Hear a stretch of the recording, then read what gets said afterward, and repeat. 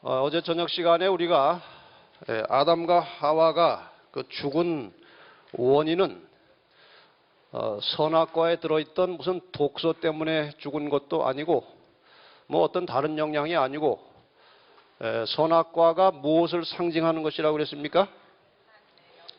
하나님의 주권, 하나님의 창조주면서 나의 주인이시고 주권자임을 항상 잊어버리지 말고 상기하도록 만들어 놓은 하나의 장치였습니다. 그런데 그것을 따먹었다는 것은 더 이상 하나님이 나의 주인이 아니시라는 표시입니다. 그래서 하나님과 관계가 끊어진 것이고 생명의 근원이신 하나님과 관계가 끊어졌기 때문에 죽는 것입니다. 자, 그러면 다시 이 아담과 하와의 죽음의 원인을 좀 세밀하게 분석해서 다시 살 수 있는 길이 무엇인지를 좀 찾는 것이 중요합니다. 이 원리를 알아야 예수 믿고 구원받는다는 것이 무엇인지를 깨달을 수가 있어요. 자, 먼저 이제 아담과 하와가 죽긴 죽었는데 왜 죽었는지 한번 살펴보십시다. 여기 하나님이 계십니다. 하나님의 다른 이름은 여호와입니다.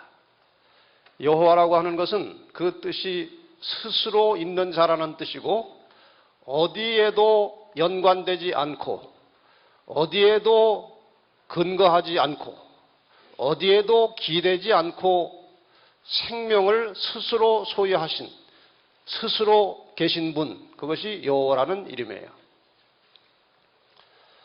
사람이 있습니다. 사람은 피조물이기 때문에 스스로 존재할 수 없어요.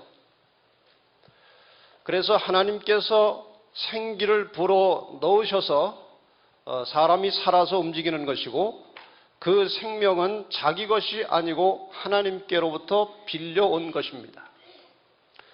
이 빌려온 생명은 하나님이 나의 창조주요 나의 주인이라는 사실을 인정하고 하나님과 연결되어 있는 동안만 사용할 수 있는 것입니다. 그런데 이 하와가 선악과를 따먹은 원인이 무엇입니까? 처음에는 절대로 안 된다고 그랬잖아요. 근데 무슨 말을 듣고 나서 보니까 과일이 달라 보였어요. 내가 이걸 먹으면 누구처럼 된다. 하나님과 같이 된다는 말에 혹한 것입니다. 하나님과 같이 된다는 말을 잘 생각해 보시면 여호와가 된다는 말이고 그것을 해석하면 스스로 존재해 보겠다 이것입니다. 이해가 가십니까? 하나님 없이 나도 하나님처럼 스스로 존재해 보겠다 그것입니다. 그래서 스스로 있는 자가 되려고 해서 한번 있어 보려고 과일을 먹었는데 하나님과 관계가 어떻게 되어버렸어요? 끊어져 버렸습니다. 그러니까 빌린 생명은 어떻게 합니까? 하나님께 돌아가는 것입니다. 그래서 죽는 것입니다. 자, 이 스스로 있는 자가 되려고 한다는 것은 결국 죽음이에요. 그래서 피조물은 절대로 스스로 존재하지 못하기 때문에 하나님과 관계가 끊어지는 순간에 죽은 생명을 갖게 된 것입니다. 이 죽은 생명에 대해서 잠깐 설명을 드리겠습니다. 마태복음 8장 21절과 22절에 보면은 예수님의 한 제자가 예수님께 와서 이런 말을 합니다. 주여 나로 먼저 부친을 장사하게 허락하옵소서. 예수께서 가라사대 죽은 자들로 저희 죽은 자를 장사하게 하고 너는 나를 좇으라 하시니. 여기 나오는 등장인물은 넷입니다. 예수가 있고 제자가 있고 죽은 자들이 있고 죽은 자가 있습니다. 근데 제자가 와서 제가 아버지 장례식 좀 하고 오겠습니다 하니까 그 장례식은 누구 보고 하라고요? 죽은 자들로 죽은 자를 장사하게 하고 너는 나를 쫓아와라. 그럼 너는 살았다는 말입니까? 죽었다는 말입니까? 너는 살았으니 나를 따라오고 그 장례식은 죽은 자가 하게 하라 이것입니다. 그럼 이 앞에 죽은 자들은 우리 육안으로 볼 때 정말 숨이 끊어진 사람인가요? 산 사람인가요? 장례식 치르는 사람이 다 산 사람들입니다. 살아있는 죽은 자들입니다. 뒤에 죽은 자는 죽은 자예요. 그건 죽은 자입니다.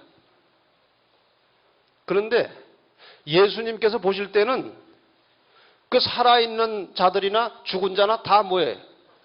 똑같이 죽은 자예요. 왜 그렇습니까? 죽은 자의 정의가 뭐예요?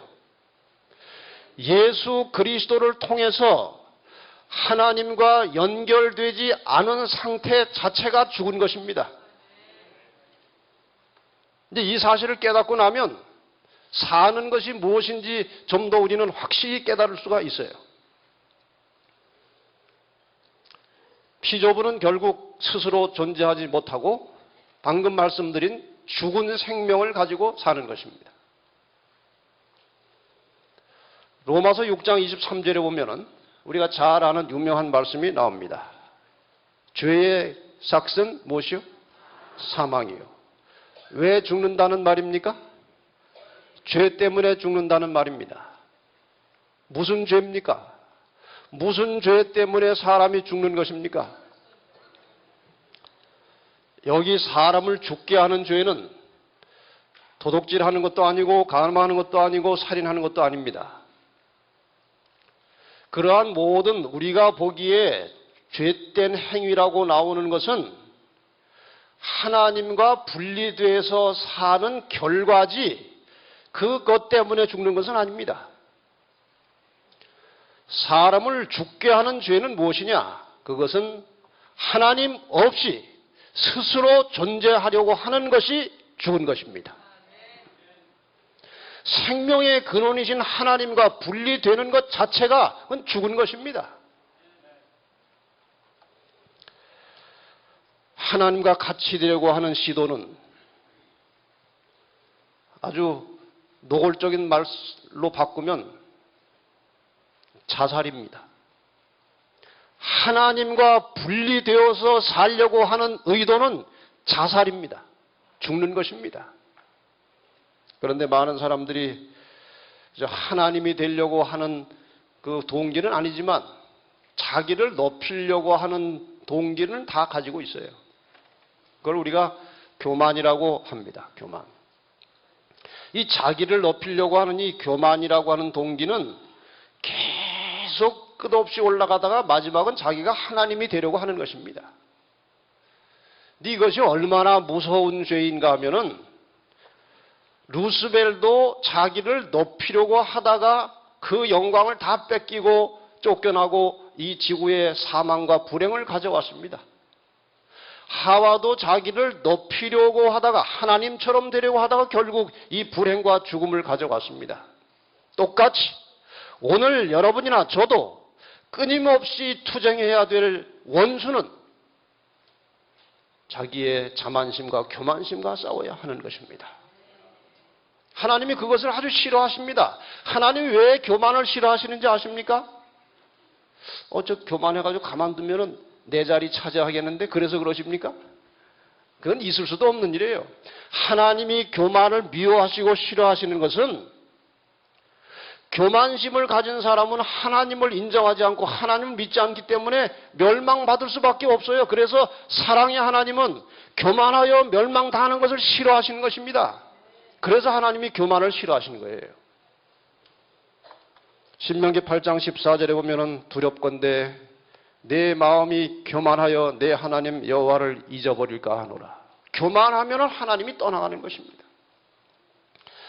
시편 10편 4절에 보면 악인은 그 교만한 얼굴로 말하기를 여호와께서 이를 감찰치 아니하신다 하며 그 모든 사상에 하나님이 없다 하나이다. 어떤 사람이?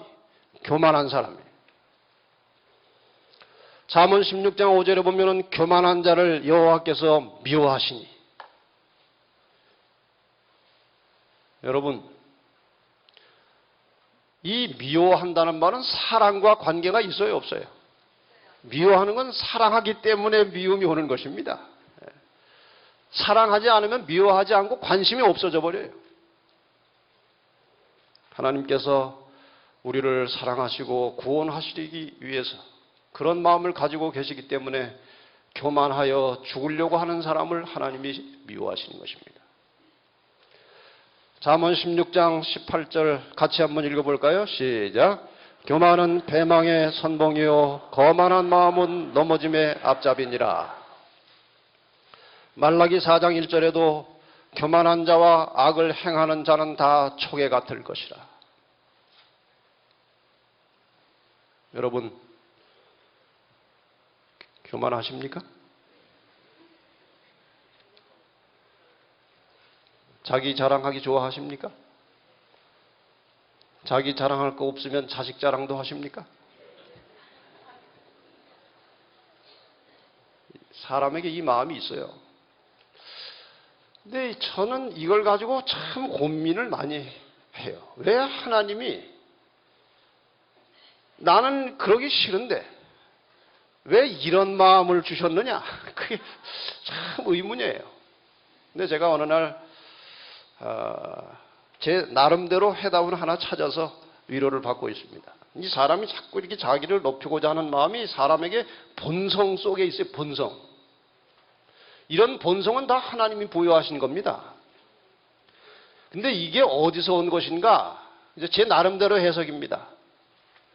이 자기를 높이고 하는 것은 자리나 위치를 높이라고 주신 본성이 아니고 품성을 더욱더욱 개발해서 하나님의 품성처럼 올라가라고 주신 본성인데 이것이 죄와 만나는 순간에 자기 자리를 높이는 것으로 변질이 되지 않았나 그런 생각입니다. 자기를 높이는 것 좋습니다. 본성이니까. 그러나 자리를 위치를 높이려고 하지 말고 품성의 표준을 하나님처럼 높아져 가는 그런 마음으로 바꿔지도록 기도하시기를 바랍니다. 어느 교회에 한 장로님이 계셨는데 아주 신실하고 경건한 장로님이시고 모든 교인들이 존경하는 분이에요. 교회 건축을 하는데 아주 많은 희생을 하셨어요. 말없이 헌신하시고. 근데 교회 건축을 한 목회자가 이제 다른 데로 발령이 나고 새 목회자가 오고 이제 새로운 해에 이제 교회 직원들을 선거하는 선거 때가 되었습니다. 이 장로님 연세가 거의 70이 가까우신 분이었습니다. 근데 이 장로님이 새로운 목회자에게 와서 목사님, 저는 이제 일을 할 만큼 했습니다. 나이도 있고 하니까 이제 장로직은 그만하고 그냥 평교인으로 교회를 돕는 게 좋겠습니다. 아주 진심으로 얘기한 것입니다. 진심으로. 이 목사님도 진심으로 받았습니다. 선거를 해가지고 이제 그 장로님의 진심을 고려해서 장로님의 명단에 포함을 시키지 않았습니다. 그 장로님이 워낙 그렇게 헛소리 그냥 막 하는 분이 아니니까 또 잘 고려해서 장로직을 안 드렸습니다. 이제 발표가 됐고 이제 목사님하고 발표한 후에 첫 대면에서 목사님, 저는 이제 설 자리가 없게 됐네요.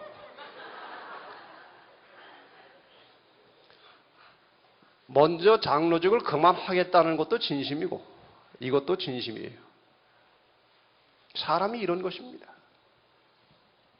이런 일이 교회에 얼마나 많습니까? 이것 때문에 교회가 얼마나 불화한 일이 자꾸 생겨납니까? 근데 제가 짧은 인생이지만 이 교회에서 여러 가지 관련된 일을 하면서 느낀 것은 자기가 뭘 하겠다고 나서서 뭘 시켜놓은 사람 치고 일을 제대로 잘하는 사람은 없어요. 그건 벌써 시작부터 인격의 결함을 가지고 출발하는 것입니다. 자기가 뭘 하겠다고 하는 것은 정치하는 사람들이 하는 거예요. 교회 안에서는 그저 하나님의 부르심 따라서 순종하고 사는 것입니다. 직원회가 뭘 하시오 하면은 하찮은 거 시켰다고 안 해서도 안 되고, 하시오 하면은 어떤 책임을 맡겨도 해야 되는 것이고,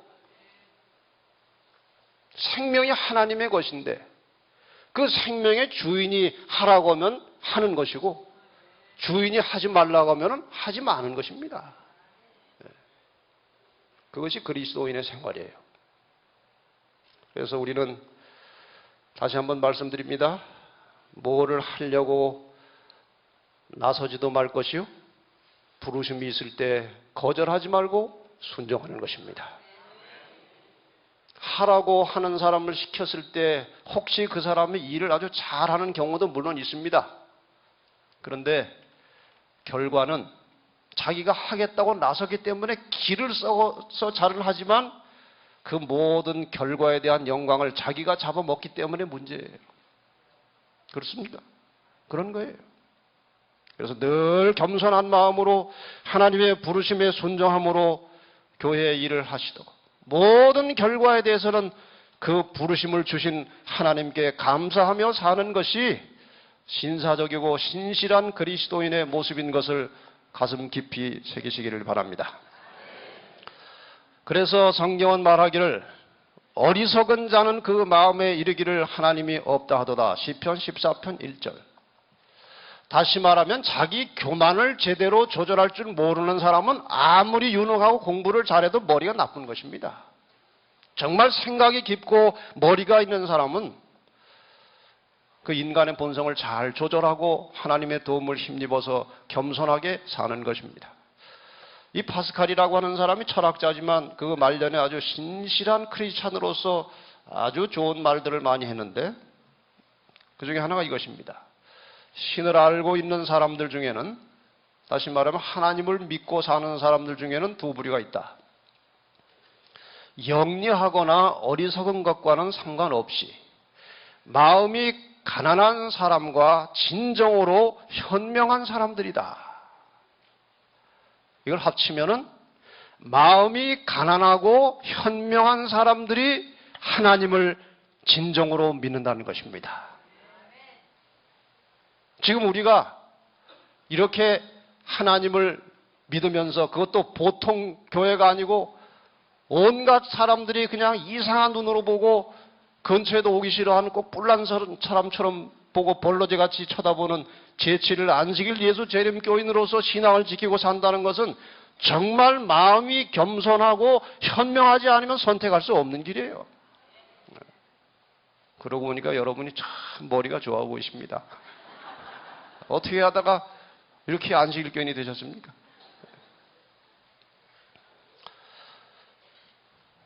그래서 성경에 나오는 죽음과 생명의 차이를 결론적으로 말하면, 죽음은 교만한 마음으로 하나님과 분리되는 것이고, 생명은 겸손한 마음으로 하나님과 연결되는 것입니다.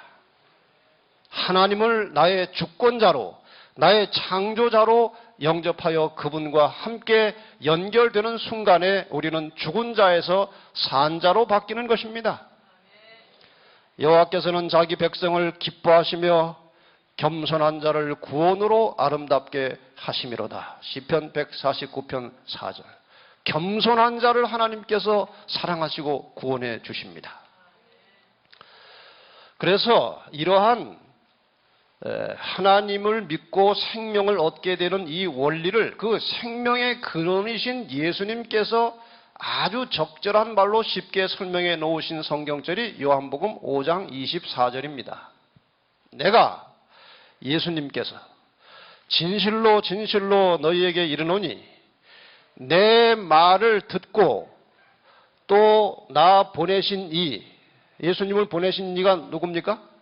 하나님을 믿는 자는 영생을 얻을 것이고, 제가 잘 읽었습니까? 영생을 얻었고 이건 현재 완료된 것입니다. 심판에 이르지 아니하나니 사망에서 생명으로 옮길 것이니라. 옮겼느니라예요. 우리의 생명은 예수 믿은 다음에 하나님 뜻대로 잘 살아야 마침내 생명을 얻는 것이 아니고 하나님의 말씀을 통해서 이 말씀을 듣고 이 말씀의 주인이신 하나님을 믿고 그분의 뜻대로 살고 싶은 마음의 동기가 생기는 순간에 영생은 시작된 것입니다. 생명은 시작된 것입니다. 사망에서 생명으로 옮겨진 것입니다. 그래서 그런 사람들을 산자라고 말하는 것입니다. 그래서 성경은 아까 마태복음 8장 21절과 22절에는 살아있는 사람 보고도 예수님께서 죽었다고 표현하셨는데 나사로에 대해서 말씀하실 때는 이미 무덤에 들어가서 막 썩어가는데 그래서 죽어서 무덤 속에 들어갔다는 보고를 받았는데도 불구하고 예수님께서는 뭐라고 말씀하십니까? 내 친구 나사로가 잠들었노라. 이거 얼마나 대조적입니까? 산 사람도 죽었다고 말씀하신 분이 정말 죽어서 무덤에 들어간 사람도 죽었다고 하지 않고 잠잔다고 하신 것은 일어난다는 것입니다. 여러분, 우리가 하나님을 나의 창조주요 주권자로 인정하고 그분을 따르고 연결되는 순간에 영원한 생명을 소유한다는 사실을 잊지 마시기를 바랍니다. 그 연결고리는 바로 예수 그리스도의 십자가입니다. 예수 그리스도의 십자가를 통해서 그 믿음을 통해서 우리는 하나님과 연결점을 찾아서 영생을 얻게 되는 것입니다. 이것이 삶과 죽음의 원리예요. 자, 이제 조금 다음 단계로 넘어가겠습니다. 여러분의 도표에는 지금 이제 5번으로 가고 있습니다. 5번. 이제부터는 이 죽게 된 인간, 죽음에 처한 인류를 어떻게 하나님께서 다시 살려내시는지 그 원리가 이제 여기 나와 있습니다. 우리가 말은 간단하게 예수를 믿음으로 구원받는다고 말하지만 그 예수를 믿고 구원받는다고 하는 말 그 뒤 배경에는 대단히 복잡한 역사가 있는 것입니다. 그 중에 가장 중요한 것 중에 하나는 인간이 타락하고 죽게 된 직후에 하나님께서 하신 약속 혹은 예언의 말씀 창세기 3장 15절입니다. 이 말씀은 언제 누가 누구에게 한 말인가? 성경 퀴즈가 이렇게 나왔다면 뭐라고 대답하시겠습니까? 창세기 3장 15절은 언제 누가 누구에게 한 말입니까? 인간이 아담과 하와가 타락한 후에 누가 하나님이 누구에게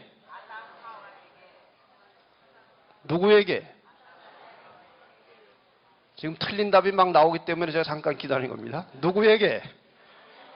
뱀 사탄에게 한 말입니다. 하나님께서 아담에게 너 왜 거기 숨었느냐? 선악과 먹었냐? 예, 여자가 줘서 먹었습니다. 그 말 뒷면에는 왜 여자를 만들어 놔가지고 먹게 하셨습니까? 그겁니다. 하와 너 그랬느냐? 뱀이 줘서 먹었습니다. 이면에는 무슨 뜻이에요? 왜 뱀은 만들어 놓으셔가지고 이렇게 골치 아프게 해놓으십니까? 그 다음에 뱀에게 가서는 이유를 묻지 않으십니다. 왜냐하면 이미 그것은 타락한 존재 사탄이었습니다. 그래서 그에게 하는 말씀이에요. 이 뱀에게 하는 말씀은 사단에게 하는 말씀이에요. 내가 하나님께서 너로 하여금 여자와 원수가 되게 할 것이다. 설명은 조금 뒤에 하겠습니다. 너의 후손도 여자의 후손과 원수가 되게 할 것이다. 그런데 원수지간에 싸움이 일어날 것인데 여자의 후손은 내 어디를? 머리를 상하게 할 것이고 너는 그의 어디를? 발꿈치를 상하게 할 것이니라. 너와 내 후손 그리고 여자의 후손이 싸울 것이다 이거예요. 싸움의 결과는 이 여자의 후손은 발꿈치를 상하게 될 것이고 너는 머리를 상한다. 이 머리와 발꿈치의 의미가 뭔가요? 머리가 상하면은 치명상이기 때문에 죽는 것입니다. 발꿈치를 상하면 그건 일시적인 작은 상처를 말하는 것입니다. 발꿈치 다쳐가지고 죽었다는 사람 들어봤습니까? 그건 아주 일시적인 상처예요. 결국 둘 사이에, 너와 예수 그리스도 사이에 이제 선악간의 싸움이 시작될 것인데, 그 싸움의 결과 여자의 후손은 잠시 상처를 입을 것이지만 너는 영원히 멸망할 것이다. 그것을 선언하신 거예요. 이 창세기 3장 15절의 예언이 지구 역사 전체를 포함한 것입니다. 창세기 3장 15절을 제대로 이해하면은 성경 전체가 한눈에 보이는 것입니다. 그러나 아무리 성경을 많이 공부해도 창세기 3장 15절을 이해하지 못하면은 그냥 헤매게 되는 것입니다. 자, 보십시다. 우선 여자는 누군가? 구약에서 여자는 처녀, 딸이라고 하는 말과 함께 시온이라고 하는 말이 연결됩니다. 그 다음에 딸이라고 하는 말과 예루살렘이라는 말이 나오는데 이것은 이스라엘을 가리키는 단어입니다. 시온이나 예루살렘이나. 그래서 구약에서의 여자는 이스라엘 백성, 하나님의 백성들을 가리킵니다. 신약에 들어와서 고린도서 11장 2절에 보면은 사도 바울이 내가 너희를 정결한 처녀로 한 남편인 그리스도께 드리려고 중매한다. 여기에 이 정결한 처녀라고 하는 것은 교회를 말하는 것입니다.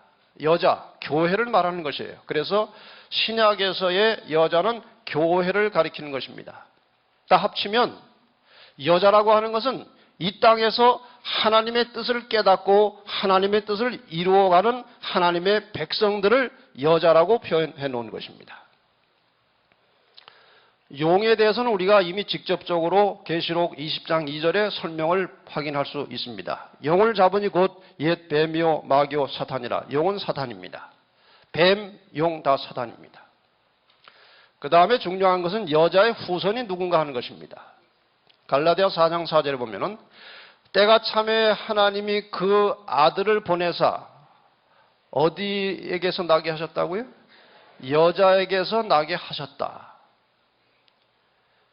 대개 성경에 그 낳고 자손을 낳는 일은 남자의 이름으로 연결이 됩니다. 아브라함이 이삭을 낳고, 그렇죠? 이삭이 야곱을 낳고, 원래 낳는 건 누가 낳습니까? 그 여자가 낳는데도 불구하고 씨가 남자의 씨이기 때문에 남자가 낳는다고 그랬어요. 그러나 예수 그리스도는 남자의 씨로 탄생한 분이 아니고 남자를 알지 못하는 여자, 처녀에게서 나왔기 때문에 1차적으로 이것은 남자를 알지 못하는 여자를 통해서 성령으로 잉태돼서 태어나신 분 예수 그리스도를 가리키는 것입니다. 이것을 조금 더 영적으로 해석하면은 이 땅에서 구약시대에 하나님의 뜻을 이루어가는 하나님의 백성 이스라엘의 혈통을 빌려서 예수께서 탄생하신 것을 또 말하기도 합니다. 갈라디아 3장 16절에는 좀 더 구체적으로 오직 하나를 가리켜 내 자손이라 하셨으니 곧 그리스도라. 여자의 후손은 예수 그리스도를 가리키는 것입니다. 결국 성경의 주인공들은 셋입니다. 성경의 이 모든 복잡한 역사를 이끌어가는 주인공은 셋이고 이 주인공을 확실히 알아야 성경을 제대로 이해할 수 있어요. 어떤 소설을 읽는데 아무리 읽어도 주인공이 누군 줄 모르고 읽으면 재미가 하나도 없습니다. 그렇지 않습니까? 성경의 세 주인공은 여자, 교회를 가리키는 것이고 뱀, 용, 사탄, 사탄이 또 악의 주인공입니다. 그리고 아들 예수. 이 셋이 성경의 모든 이야기의 주인공이고 이 성경의 어떤 부분을 펼치든지 이 세 주인공과 관계없는 이야기는 나오지 않습니다. 우리가 성경을 읽다가 제일 넘어가기 어려운 고개가 어디입니까? 창세기 재미있죠? 출애굽기도 조금 흥미있죠? 어디 고개 넘어가다가 헉헉거려요.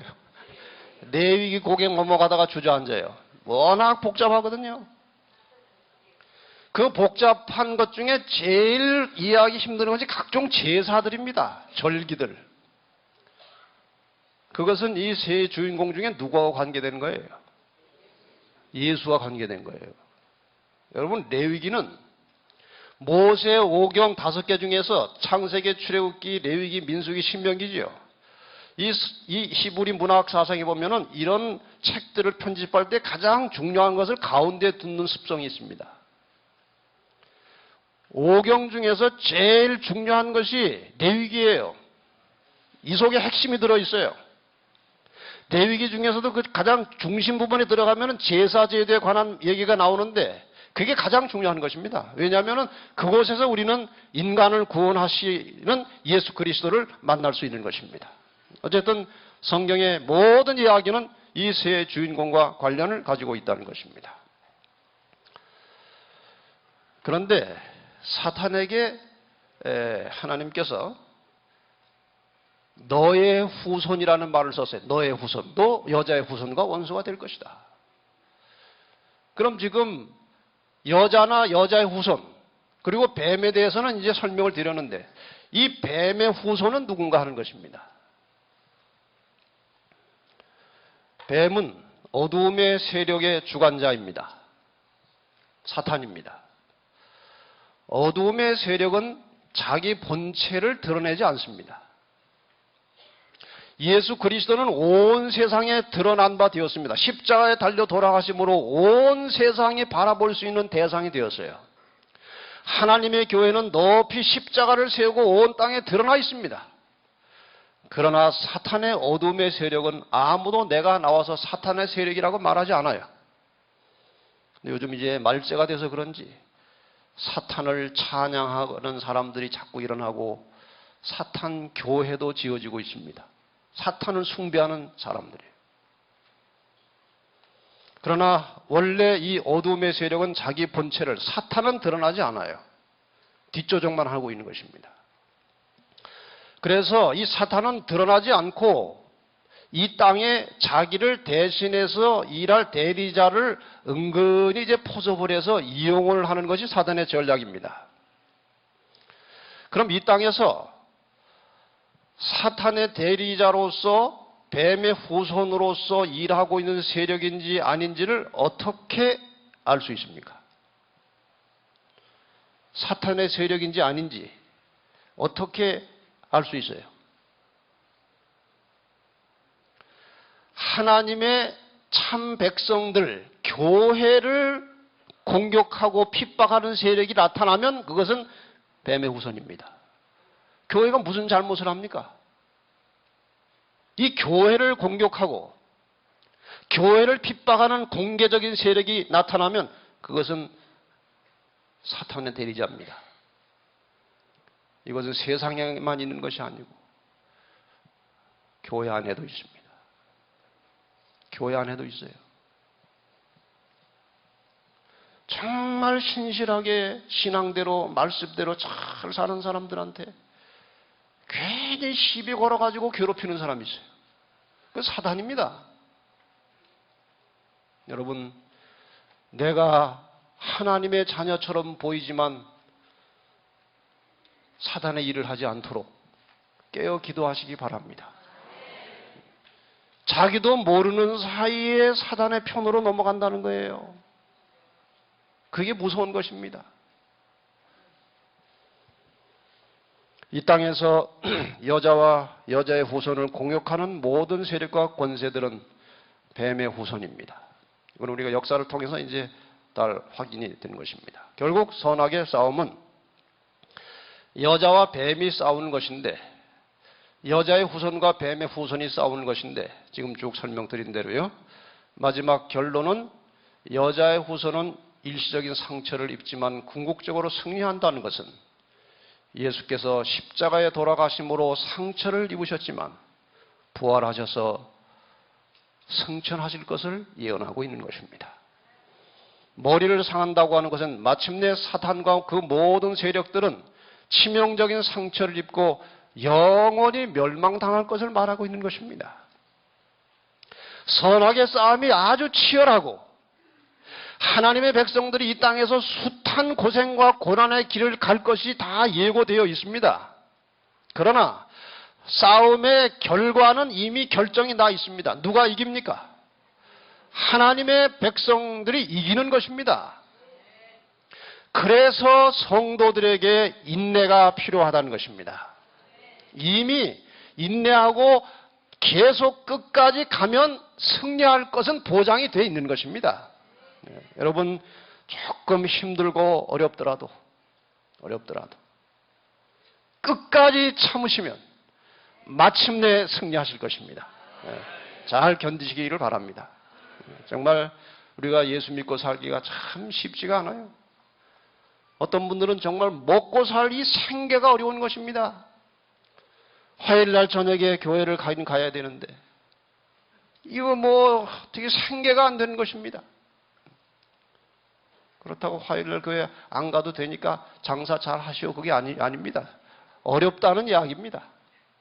그러나 끝까지 잘 견디고 하나님 말씀에 순종하면 승리가 보장되어 있고, 개인이 실패할 수는 있지만 교회는 절대로 실패하지 않습니다. 여러분, 자기 자신을 잘 신앙적으로 관리하시기를 바랍니다. 이제 이러한 설명을 다 듣고 나서 이 성경절을 읽으면 훨씬 새롭습니다. 다시 한번 같이 읽어보겠습니다. 시작. 내가 너로 여자와 원수가 되게 하고 너의 후손도 여자의 후손과 원수가 되게 하리니 여자의 후손은 내 머리를 상하게 할 것이요 너는 그의 발꿈치를 상하게 할 것이니라 하시고. 이제 이게 확실히 이해가 되셨습니까?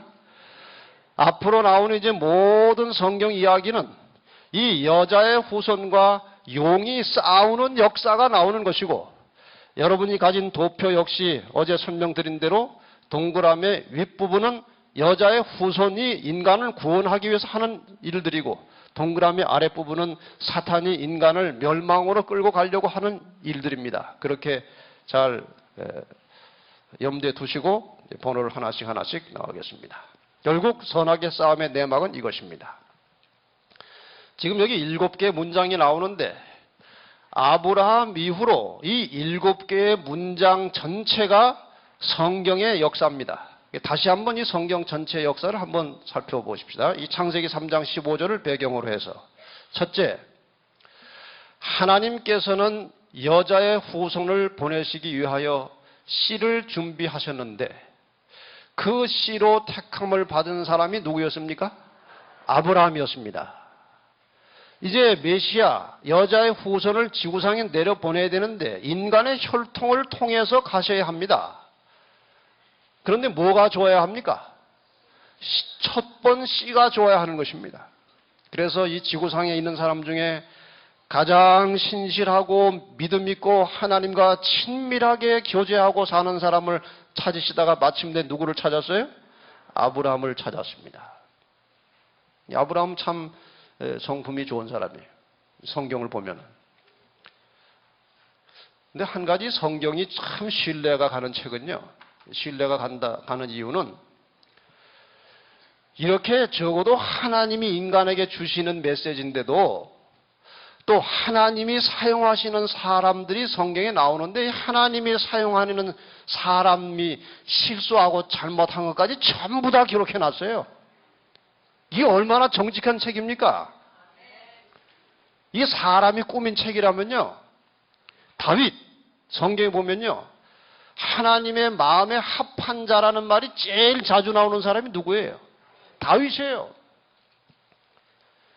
그 정도면은 하나님께서 성경 기자들에게 이 기사 쓸 때에, 야, 그 다윗이 간음한 거는 빼. 그거 뭐, 그랬을 겁니다. 그러나 하나님은 아주 솔직하게 모든 말씀을 기록하신 후에 어떤 죄인도 용서받을 수 있고 아무리 위대한 사람도 실패할 수 있다는 것을 보여주시면서 우리에게 교훈을 주신 것입니다. 네. 아브라함은 뭐 그렇게 완벽한 사람은 아닌데 믿음의 조상이에요. 네. 아브라함은 사실 첫 번째 테스트에서 실패했습니다. 내 부인을 통해서 자식을 낳겠다고 하나님이 약속했으면 믿어야지요. 그 여자가 옆에서 여보 지금 나이도 나이 많고 당신도 늙었는데 아들이 하나도 없으니 자, 이 첩이라도 빨리 해가지고 하나 낳으시오. 아브라함이 진짜 믿음이 있었다면 무슨 소리 하는 거예요?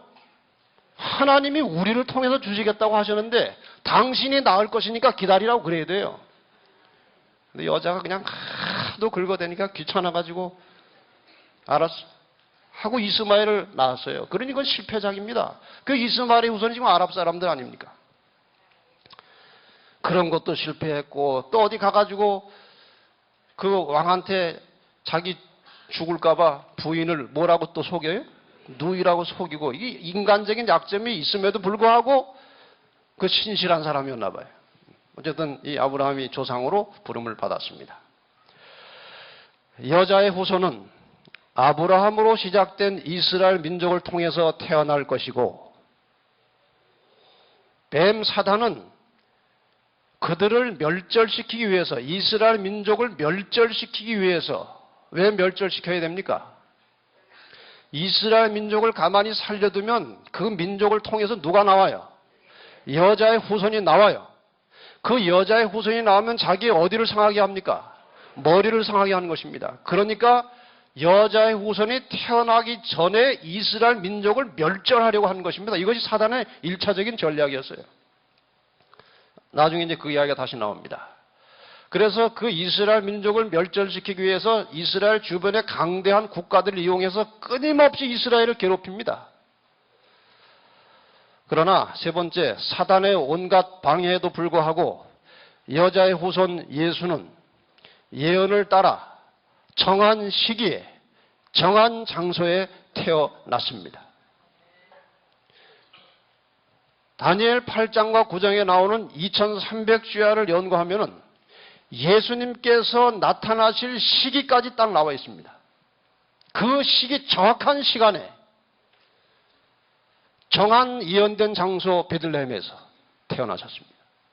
하나님의 구속의 섭리는 아무도 막을 수 없어요. 이루어가는 것입니다. 드디어 이제 여자의 후손, 자기의 머리를 상하게 할 여자의 후손이 이 땅에 나타났습니다. 사단은 압니다.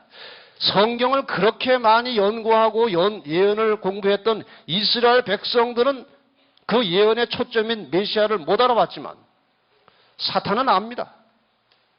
사단은 자기의 머리를 상하게 할 여자의 후손 예수 그리스도를 죽이려고 하였고 집요하게 시험하고 공격해서 죄를 짓게 만들려고 했습니다. 예수님이 한 번이라도 죄를 지으면 구속의 사업은 끝나는 것입니다. 예수님의 죽음은 자기 죄로 죽는 것이지 대속하는 죽음이 될 수 없기 때문에 그런 것입니다.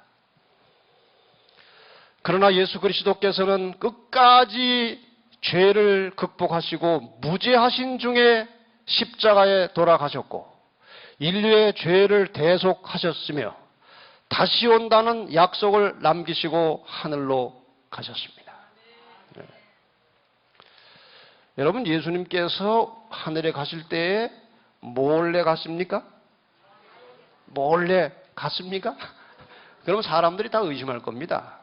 예수님이 갈 때 많은 사람들이 예수님이 발이 떠서 공중으로 올라가는 모습을 목격했습니다. 여러분 제자들이 예수님 돌아가시기 전에 그렇게 신통치 않았습니다. 돌아가시 전날까지도 그 충성을 약속한 베드로조차도 비겁하게 그냥 예수님 모른다 뭐 저주까지 해가면서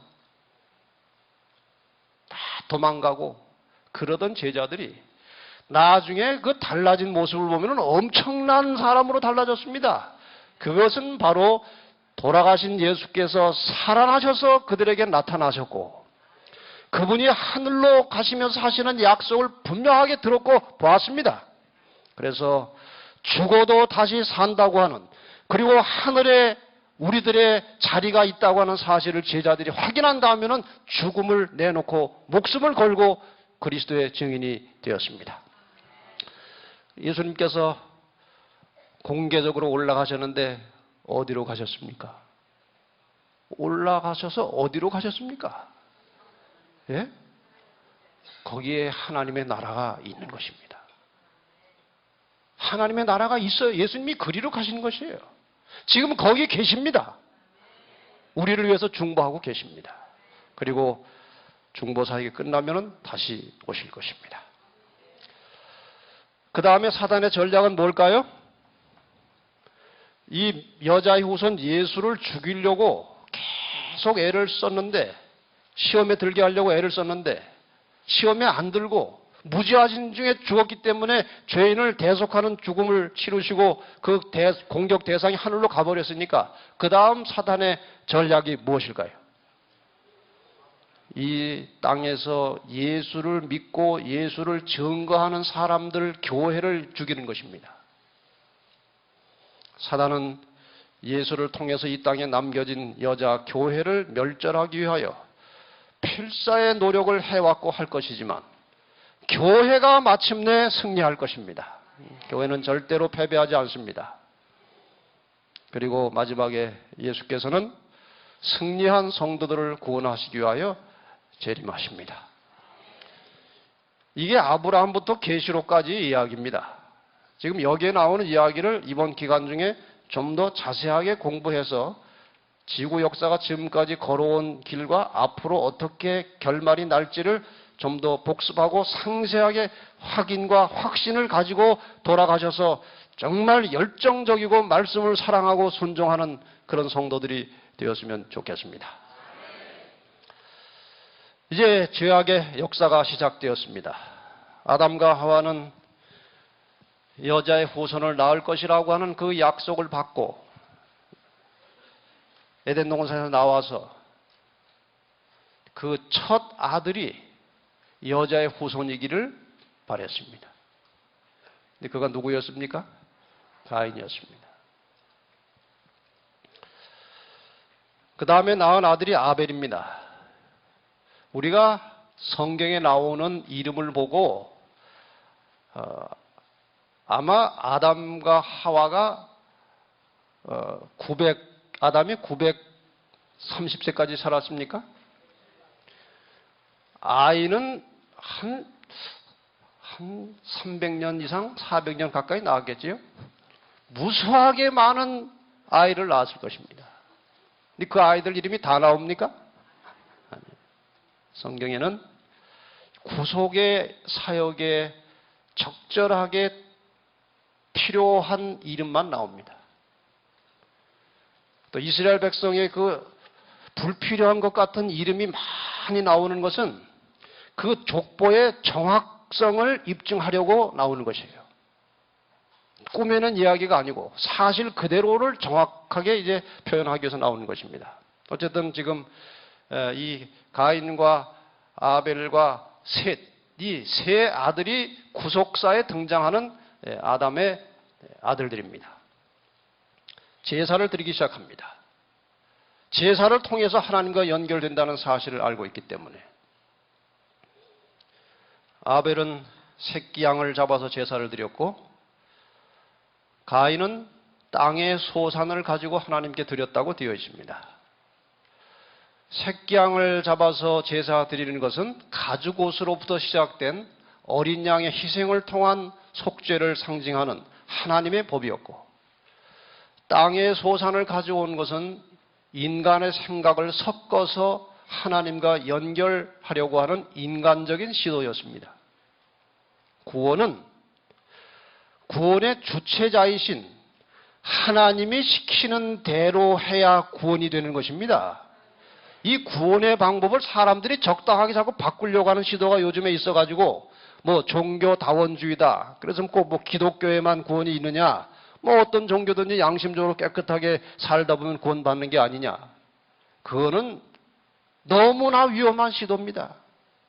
구원은 구원의 주체자이신 하나님이 주시는 방법에 의해서만 가능한 것입니다. 그런데 가인이 자기 생각을 섞어서 이렇게 했습니다. 부조와 선지자 72페이지에 보면은 믿음으로 아벨은 가인보다 더 나은 제사를 드렸다고 되어 있습니다. 아벨은 흘려진 피를 통해서 미래의 희생 즉 그리스도께서 갈바리의 십자가에서 죽으시는 것을 바라보았다. 양만 잡아서 그냥 끝내는 게 아니고 양의 희생을 통해서 누구를 바라보아야 합니까? 예수 그리스도를 바라보아야 그 예수를 통해서 하나님과 연결되는 것입니다. 부조와 선지자 72페이지, 73페이지에 보면은 가인과 아벨은 종말 때까지 이 세상에 있을 두 부류의 사람들을 대표한다. 그만큼 이 두 사건은 중요한 것입니다. 한 부류는 인간의 공로를 섞어서 구원받으려고 하는 사람들입니다. 그건 가인을 대표하는 것입니다. 한 부류는 순수한 믿음으로 예수 공로를 통해서만 죄를 용서받을 수 있고 구원받을 수 있다고 이제 생각하는 사람들입니다. 여러분 구원받는 일에 자꾸 자기의 행위의 부족을 느낀다면 가인을 생각해 보시기 바랍니다. 그건 헛된 제사입니다. 우리의 구원은 출발부터 마지막까지 오직 예수 그리스도에 의해서 이루어지는 것입니다. 그렇다고 선한 행동을 하지 말라는 말은 아닙니다. 그 선한 행동 자체도 예수님을 통해서 성령의 역사를 의지하지 않으면 선한 행동을 못하는 것입니다. 그런 의미에서 우리의 모든 구원은 처음부터 마지막까지 하나님의 은혜로 이루어진다는 것입니다. 결국 선악의 싸움이라는 것은 하나님을 안 믿는 사람과 하나님을 믿는 사람의 싸움이 아니고 하나님을 바르게 믿는 사람과 하나님을 다르게 믿는 사람이 싸우는 것입니다. 제 발음을 똑바로 들으셨습니까?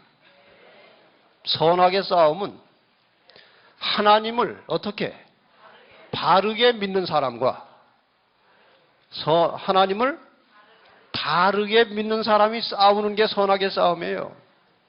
그래서 교파 간의 싸움이 세상과 교회의 싸움보다 더 치열하고 무서운 것입니다. 중세 때 우리는 그걸 보지 않았습니까? 타락한 종교의 세력이 하나님의 참 백성들을 무수하게 데려다 죽였습니다. 그 싸움이 마지막에 다시 한번 재현될 것입니다. 이 역사의 마지막에 관련된 문제들에 대해서 좀 제가 다른 계획을 하나 가지고 있습니다. 지금 본북교회에서 8월 28일부터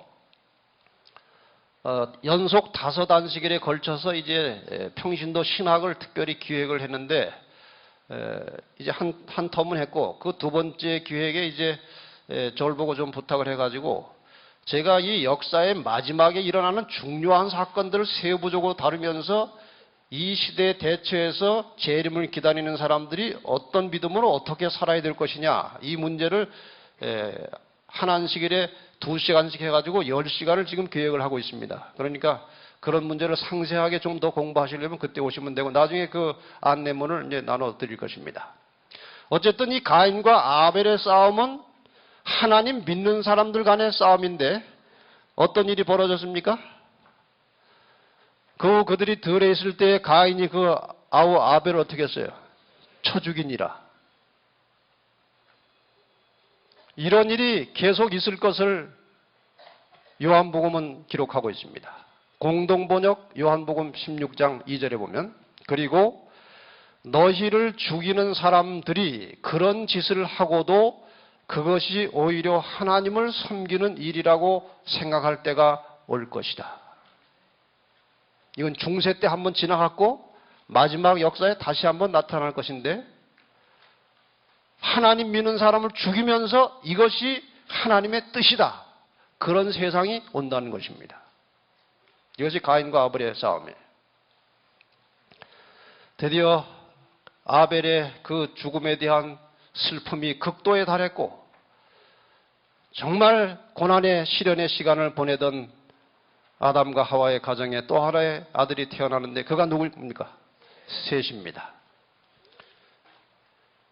3명이 탄생했다는 게 아니고 이름이 셋이에요. 셋.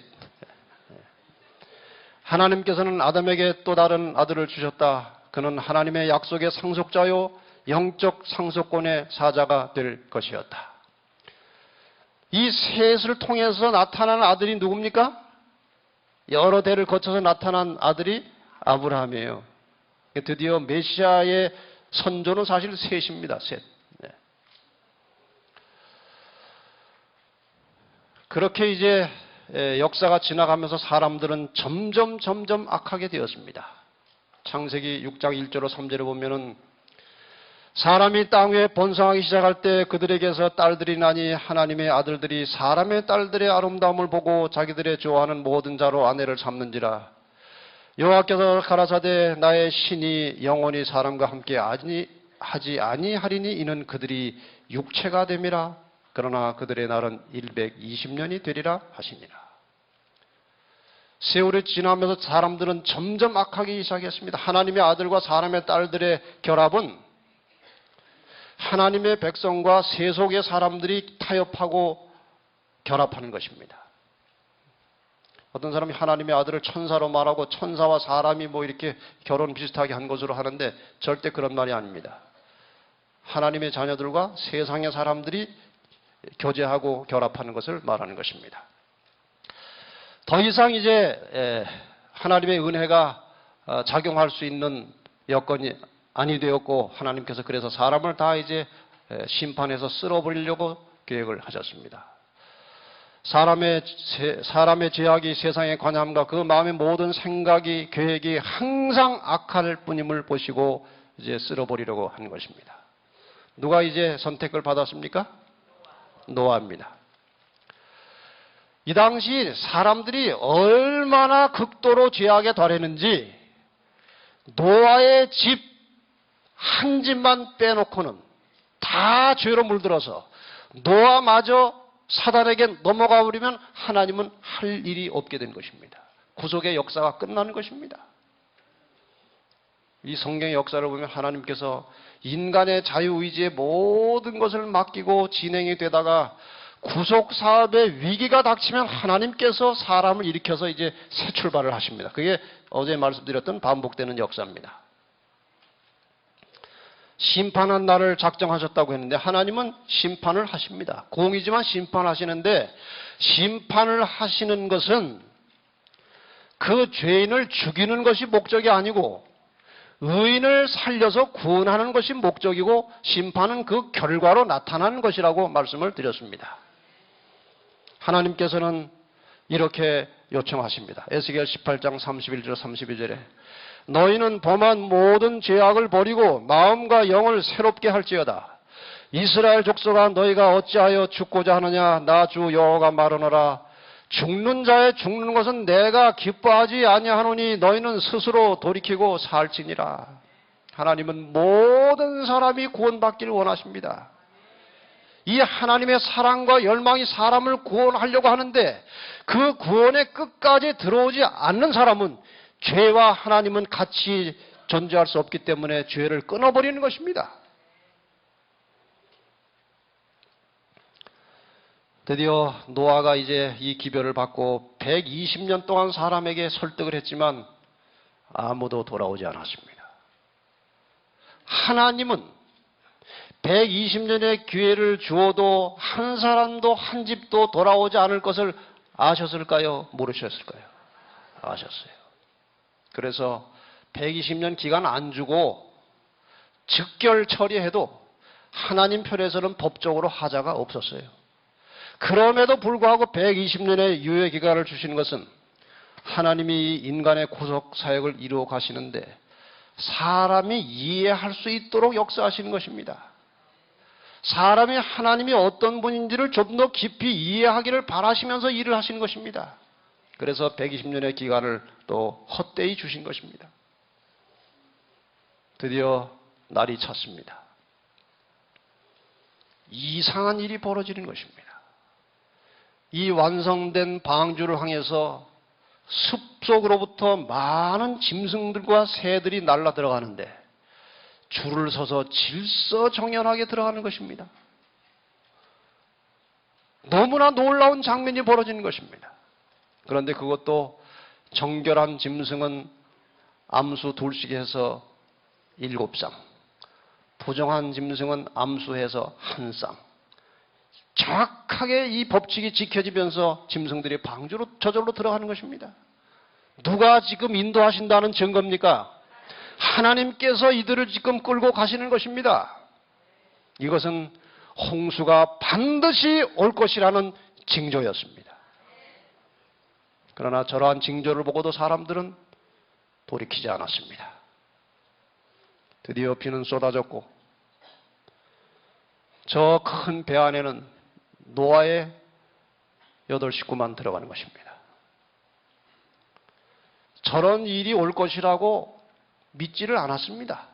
그렇게 하나님께서 노아를 통해서 말했지만 믿지를 않다가 저런 참변을 당한 것입니다.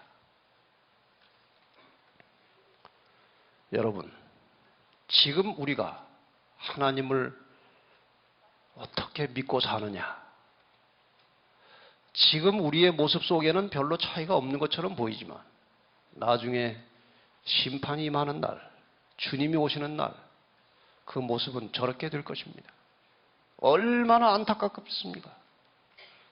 얼마나 후회 막심하겠습니까? 후회하기 전에 정말 신실하게 하나님을 믿고 사십시다. 네?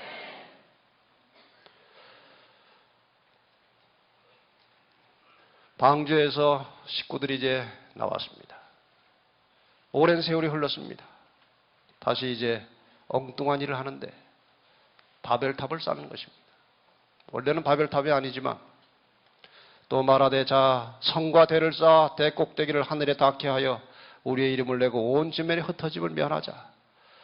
성전 이 바벨탑 건축의 목적은 인간의 영광을 추구하는 것입니다. 우리 이름을 내고 집단 거주 생활을 추구하는 것입니다. 하나님의 뜻은 생육하고 번성하여 땅에 충만하라고 그랬어요. 그런데 모이자는 것은 사탄의 전략입니다. 왜냐하면 흩어져 사니까 일하기가 어려워요. 아무리 해도 노아 같은 사람이 한쪽 구석에 살고 있어요. 그래서 몰아다 놓고 몽땅 죄인을 만들려고 지금 이 전략을 세운 것입니다. 부조와 선지자 119페이지 보면 이 전체적인 사업은 한 걸음 더 나아가 그의 계획 이반자들의 이름을 높이고 후세 사람들의 마음을 하나님에게서 떠나게 하고 저들을 우상숭배로 끌어들이기 위하여 계획되었다. 그래서 하나님께서 이것을 그냥 둘 수가 없었습니다. 그래서 내려오셔서 3가지 일을 하셔야 되는데 인명피해 없이 공사 중단시키고 흩어놔야 하는 것입니다. 얼마나 어렵습니까? 여러분 노조 한번 딱 뭉치면 그거 흩어놓기가 보통 어려운 게 아닙니다. 지금 이거 노조거든요. 하나님께서 간단하게 처리하셨습니다. 언어 신경을 다 틀어놓은 것이 요렇게 틀고 요렇게 틀고 박아놓고 올려놓고 말이 안 되는 것입니다. 공사가 안 돼요. 그래서 공사는 중단됐고 말이 안 통하니까 같이 살 수가 없으니까 여기저기 다 흩어져 버렸어요. 흩어졌고 인명피해는 하나도 없었습니다. 이렇게 해서 바벨탑은 좌절되었고 이제 마지막 부분을 영적으로 좀 우리가 교훈을 받고 좀 쉬겠습니다. 조금 시간이 지체되는데 이걸 끝내야 또 그 다음 걸 다음 시간에 할 수 있으니까 조금만 기다려 주세요. 마태복음 24장 37절로 41절에 우리가 잘 아는 말씀이 나옵니다. 노아의 때와 같이 인자 임함도 그러하리라. 홍수 전에 노아가 방주에 들어가던 날까지 사람들이 먹고 마시고 장가들고 시집가고 있으면서 홍수가 나서 저희를 다 멸하기까지 깨닫지 못하였으니 인자의 임함도 이와 같으리라. 그때에 주님이 오실 때에 2 사람이 밭에 있음에 하나는 데려감을 당하고 하나는 버려둠을 당할 것이요 2 여자가 맷돌을 갈고 있음에 하나는 데려감을 당하고 하나는 버려둠을 당할 것이니라. 여러분 이 말씀을 좀 진지하게 생각해 보십시다. 예수님 오실 때 상황이 어느 때 상황과 같을 것이라고요? 노아의 때와 같을 것이다. 어떤 의미인가요? 첫째, 징조와 위기를 보고도 돌이키지 않은 죄인들의 모습이에요. 그 짐승들이 줄 서서 다 들어가는 신기하고 기이한 장면을 보고도 홍수를 안 믿은 것입니다. 오늘 우리 주변에 수많은 재림의 징조들이 일어나고 있습니다. 정말 여러분과 제가 살고 있는 이 지구는 위기에 처해 있어요. 그럼에도 불구하고 생활은 똑같이 하는 것입니다. 뭐 지진이 막 나고 뭐 복잡해지면 이게 이상하다. 주님 오실 건가? 그러다가 한 몇 달 지나가면 다 잊어버리고 징조 없을 때와 똑같이 사는 것입니다. 언제까지 그렇게 산다고요? 홍수가 나기까지 깨닫지 못했다고 그랬어요. 이러한 우리의 삶의 형태가 재림 때까지 거의 그대로 계속된다는 경고예요. 여기에 합당치 않으려면 우리의 삶을 재림 준비 모드로 바꾸시기 바랍니다. 재림에 우리의 모든 삶의 초점을 맞춰야 하는 것입니다. 그리고 평상시 생활 습관 속에 이미 우리의 운명이 결정되어지고 있는 것입니다. 겉으로 보기 악하지 않아요.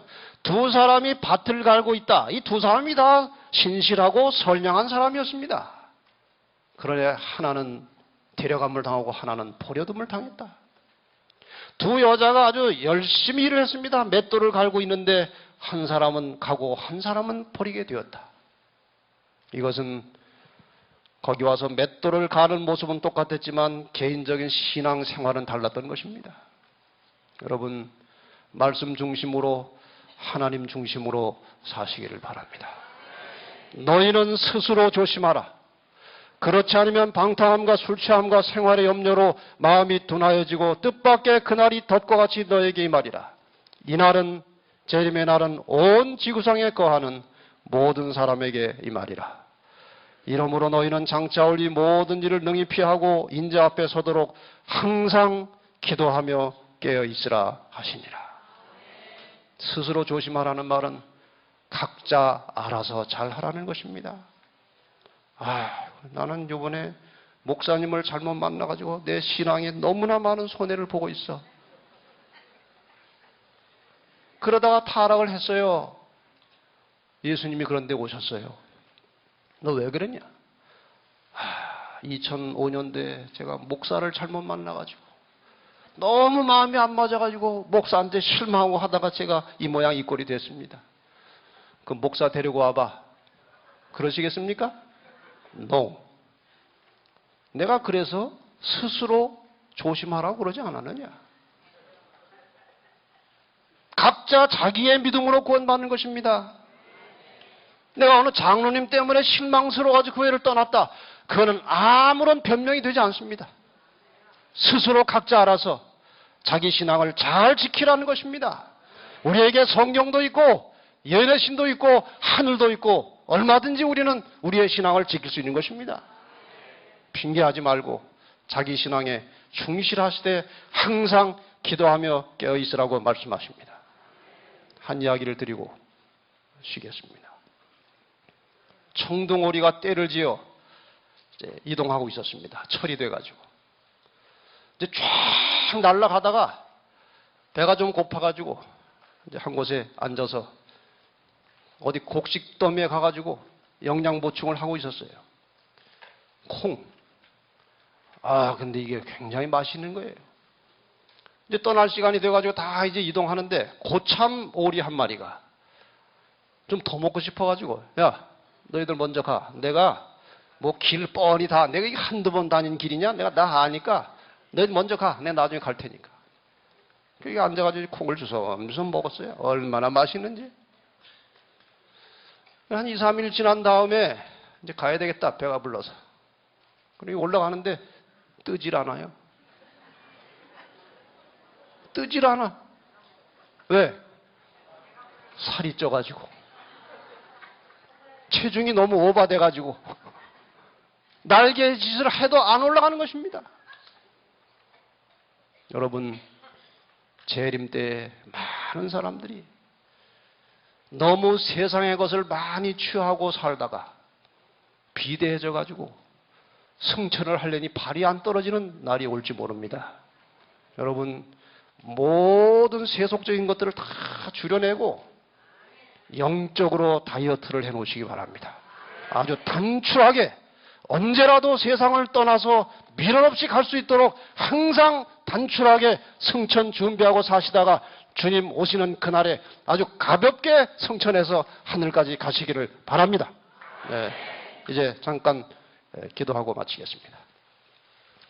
아버지, 이 아침에 또 말씀을 주셔서 감사합니다. 이렇게 생명의 말씀과 함께 살게 하시니 주님 감사합니다. 정신 차리게 하시고 스스로 조심하게 하시고 항상 하늘을 바라보고 사는 믿음의 종들이 되게 해 주시옵소서. 예수님의 이름으로 기도합나이다.